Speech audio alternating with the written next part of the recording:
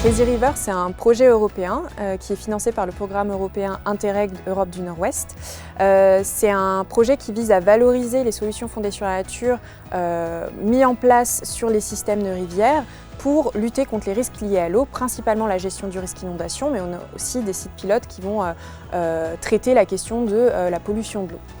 Dans ce programme Crazy River, on a 3 axes de travail. Le premier axe de travail, c'est donc la mise en place de sites pilotes dans les différents pays partenaires. Donc en tout, on est 11 partenaires répartis dans 5 pays différents que sont les Pays-Bas, la Belgique, l'Allemagne, l'Irlande et la France.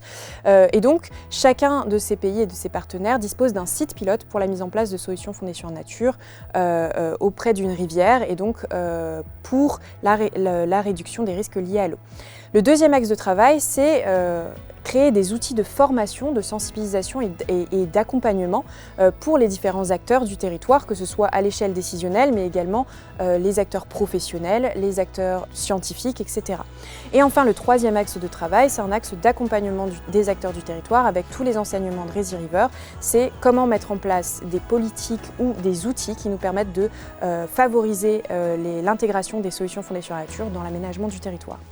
Le CPIE des Vallées-de-Lothier et de la Canche, au sein de Crazy River, c'est avant tout un partenaire qui vise à accompagner pour la mise en place de solutions fondées sur la nature. Et très concrètement, dans l'axe 1, on accompagne le CIMSAGEL, donc syndicat de rivière du bassin versant de la Lys, pour la mise en place de solutions fondées sur la nature sur le bassin versant de la Lys, et en particulier sur toute la partie concertation, c'est-à-dire comment intégrer les acteurs dans le processus de mise en place de solutions fondées sur la nature.